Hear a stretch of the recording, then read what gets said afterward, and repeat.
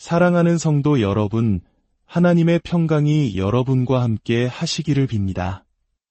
오늘 말씀을 시작하기에 앞서 이 채널의 메시지가 여러분의 마음에 울림을 준다면 구독과 좋아요를 통해 이 귀한 복음이 더 널리 퍼질 수 있도록 동참해 주시길 부탁드립니다. 이 선한 사역에 함께 하시는 모든 분들께 하나님의 축복이 가득하기를 기도합니다. 많은 분들이 신앙생활을 마음의 평안을 얻는 과정이라고 생각합니다. 세상의 시름을 내려놓고 하나님의 품 안에서 위로와 안식을 얻는 것. 물론 그것은 우리 신앙에 아주 중요하고 아름다운 부분입니다. 하지만 성경은 때로 훨씬 더 급진적인 이야기를 들려줍니다. 우리의 삶이 곧 전쟁이라고 말입니다. 오늘 우리는 로마서 8장의 말씀을 통해 이 영적 전쟁의 의미를 깊이 들여다보고자 합니다. 믿음으로 우리는 하나님의 자녀가 되었습니다. 사랑받고 용납되었으며 의롭다 칭함을 받았습니다. 우리는 그리스도 안에 있으며 이미 죄에 대하여 죽었고 심판을 지나 영원한 생명으로 들어섰습니다. 그리고 그 증표는 바로 죄에 대한 미움입니다. 우리를 위해 모든 것을 내어주신 하나님을 너무나도 사랑하기에 우리는 자연스럽게 죄를 증오하게 됩니다. 여기서 스스로에게 질문을 던져야 합니다. 당신은 당신 안의 죄에 대하여 전쟁을 선포하셨습니까?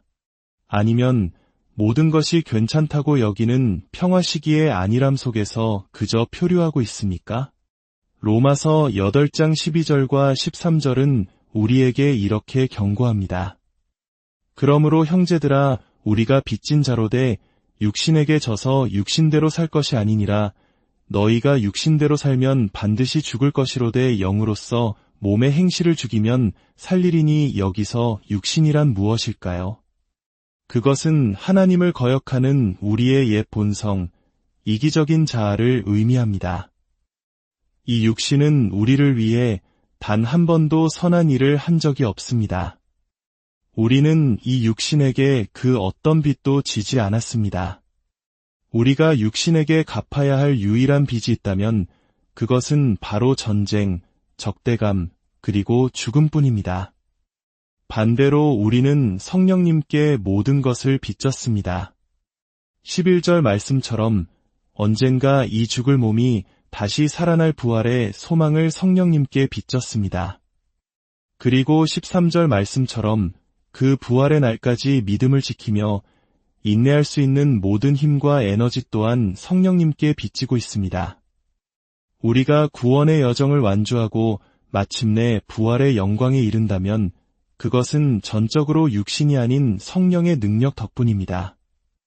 그러므로 스스로를 파괴하는 육신의 편에 서서 그에게 빚을 갚으려 하지 마십시오. 육신은 우리에게 전쟁 외에는 아무것도 요구할 권리가 없습니다. 우리 안에 죄를 죽이는 전쟁을 가능하게 하시는 분도 성령님이시며 언젠가 우리를 죽음에서 일으켜 영원한 기쁨과 생명으로 이끄실 분도 바로 성령님이십니다. 만약 오늘 혹은 당신의 삶의 어느 순간에라도 성령의 능력이 아닌 다른 방법으로 그리스도인으로서 살아가려고 애쓴다면 성경은 분명히 경고합니다. 반드시 죽을 것이라 고 말입니다. 이것은 단순한 비유가 아닙니다. 위협은 실제이며 우리에게 요구되는 것은 내면의 죄에 대한 전면전입니다. 우리의 인생이 전쟁이며 그 전쟁의 판돈이 우리 자신의 영혼이라는 사실을 깨닫기 전까지 우리는 아마 신앙생활을 그저 가벼운 취미 활동처럼 여길지도 모릅니다. 여러분은 지금 신앙의 놀이를 하고 있습니까? 당신의 삶에 죄와 싸우는 피 튀기는 절박함이 있습니까? 아니면 경계심도, 열정도, 그 어떤 전시의 긴장감도 없이 살아가고 있습니까? 만약 그렇다면 당신은 지금 매우 위태로운 상태에 있는 것입니다. 원수는 수많은 그리스도인들을 바로 그 평화식이라는 착각 속에 깊이 잠들게 만들었습니다. 별일 아니야. 이 정도는 괜찮아라고 속삭이며 우리를 무감각하게 만듭니다. 하나님께서는 자비와 섭리 가운데 오늘 당신을 이 말씀 앞으로 이끄셨습니다. 이 메시지는 바로 당신을 깨우기 위해 예비된 것입니다. 무엇이 위태로운지, 그리고 당신의 영혼을 대적하여 싸우는 죄들과 어떻게 맞서 싸워야 하는지를 일깨우기 위함입니다. 예수님의 말씀을 들어보십시오. 만일 내 손이나 내 발이 너를 범죄하게 하거든 찍어내버리라. 장애인이나 다리 저는 자로 영생에 들어가는 것이 두 손과 두 발을 가지고 영원한 불에 던져지는 것보다 나으니라. 영생에 들어가기를 원하십니까? 그렇다면 단호해지십시오. 격렬해지십시오. 당신을 넘어지게 하는 손을 잘라내고 발을 찍어버리십시오. 이것은 우리 자신의 죄에 맞서 싸우는 폭력적인 전쟁에 대한 급진적인 그림입니다. 이 전쟁을 통해 우리는 생명으로 들어가거나 혹은 그렇지 못하게 됩니다. 예수님의 말씀을 로마서 8장 13절 위에 포개어 보십시오. 영으로서 몸의 행실을 죽이면 살리리니 생명에 들어가기를 원한다면 당신의 손과 발을 잘라내고 그것을 죽이십시오. 그러나 만약 당신이 싸우기를 거부하고 자기 자신에 대한 폭력적인 결단을 불편하게 여긴다면 당신은 매우 위태로운 자리에 서 있는 것입니다. 그러니 깨어나십시오. 성도 여러분. 만약 당신이 안일함에 빠져 있다면, 평화식이라는 착각 속에 살고 있다면, 기독교를 그저 안락하고 지루한 종교 활동쯤으로 여기고 있다면 정신을 차려야 합니다. 판도는 당신의 영혼 전체입니다. 전시태세를 갖추십시오. 죄를 짓게 만드는 당신의 귀, 눈, 손, 발, 혀와 평화조약을 맺는 것을 멈추십시오. 전쟁에서 배신자는 사형에 처해집니다. 만약 당신의 손과 눈이 가룟 유다처럼 적의 편으로 넘어가려 한다면 그것을 뽑아내고 잘라내십시오. 더 이상 타협은 없습니다. 장난은 끝났습니다. 당신은 진지합니까? 당신은 정말 그리스도인입니까? 아니면 흉내만 내고 있습니까? 진정한 자기 절제에는 거친 면이 있습니다. 그것은 소심한 사람들을 위한 것이 아닙니다. 우리가 영적으로 성장하기 원할 때 우리는 예수 그리스도를 향한 뜨거운 사랑을 키워나가는 동시에 우리 자신 안의 죄에 대한 격렬한 증오심 또한 키워나가야 합니다. 통제 불가능한 욕망에 대한 유일한 태도는 바로 전면전 선포입니다. 수많은 그리스도인들이 자신의 연약함과 실패, 중독에 대해 불평하고 한탄하는 소리를 듣습니다.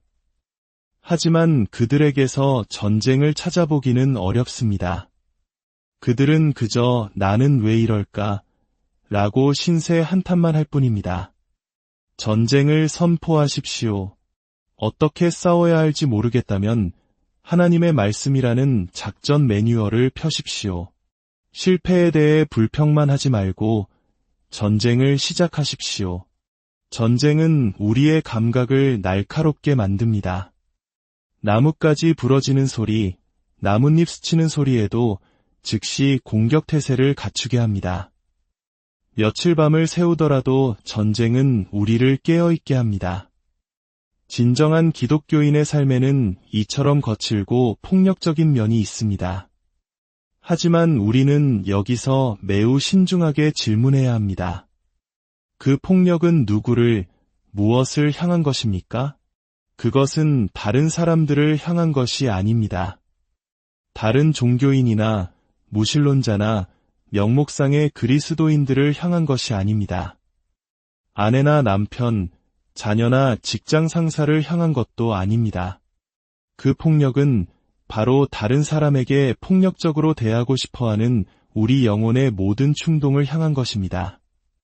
우리 안의 모든 정욕, 음식과 카페인, 설탕, 알코올, 음란물, 돈, 사람들의 칭찬과 인정, 권력과 명예에 대한 노예 같은 갈망을 향한 것입니다. 이것이 우리의 적이며 우리가 전쟁을 벌여야 할 곳입니다. 또한 이것은 우리 영혼 안의 모든 인종차별, 불의에 대한 무관심, 가난과 생명경시에 대한 냉담함을 향한 폭력입니다. 많은 사람들이 영적 전쟁을 이야기할 때 사탄과의 싸움을 떠올립니다. 물론 사탄은 우리의 대적이며 우리는 혈과 육이 아닌 정사와 권세와 이 어둠의 세상 주관자들과 하늘에 있는 악의 영들을 상대해야 합니다. 이것은 중요합니다. 하지만 이것보다 훨씬 더 중요한 전쟁이 있습니다. 바로 죄와의 전쟁입니다. 사탄이 당신의 삶에 발을 붙일 수 있는 유일한 발판은 바로 당신의 육신과 당신의 죄이기 때문입니다. 아무도 사탄 때문에 지옥에 가지 않습니다. 우리가 지옥에 가는 유일한 이유는 바로 죄 때문입니다.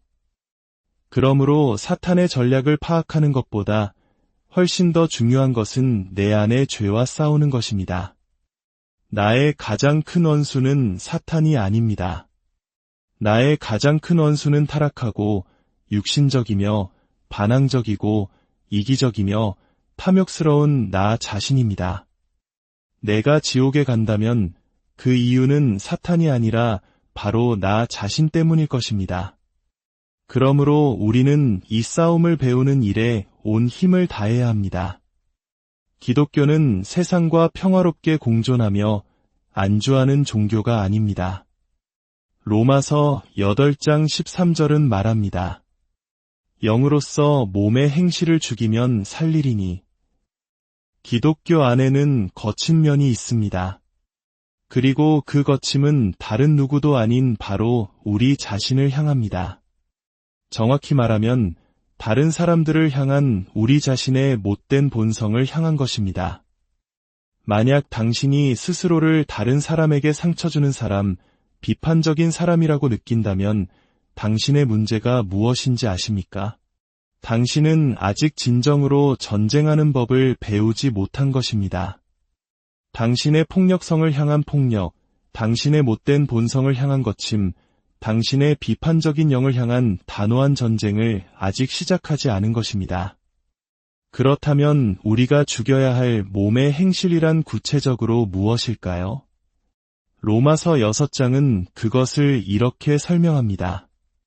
첫째, 우리의 몸, 즉 손, 발, 눈, 혀를 불의의 무기로 죄에게 내어주는 모든 행위입니다. 둘째, 죄가 우리 몸을 지배하여 그 정욕에 순종하게 만드는 모든 순간입니다.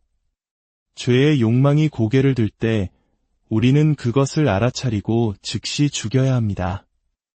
그러나 이 전쟁이 세상의 도덕 수양이나 금욕주의와 근본적으로 다른 점은 무엇일까요? 바로 로마서 6장 6절에 그 답이 있습니다.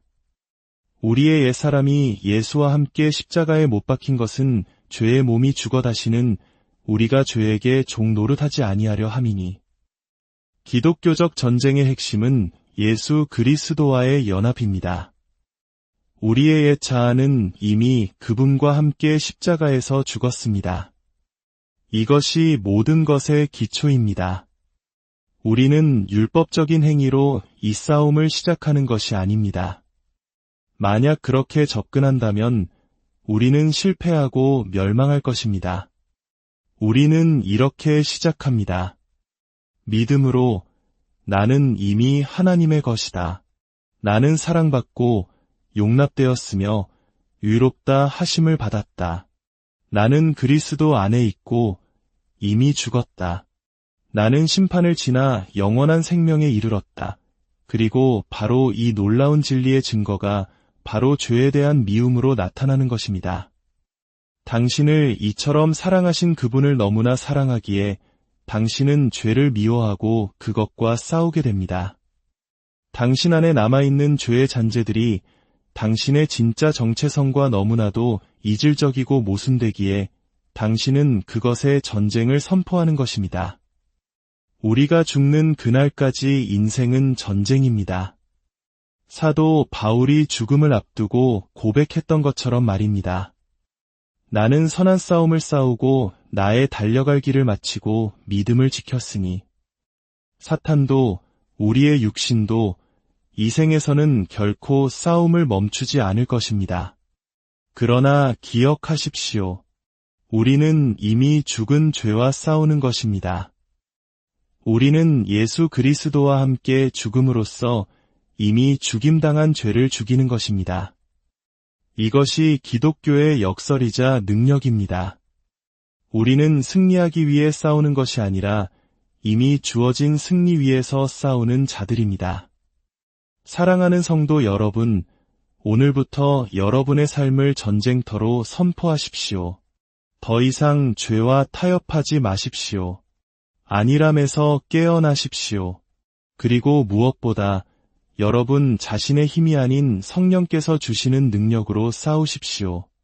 성령께서 주시는 능력으로 담대히 싸워 승리하는 여러분 모두가 되시기를 주님의 이름으로 축원합니다.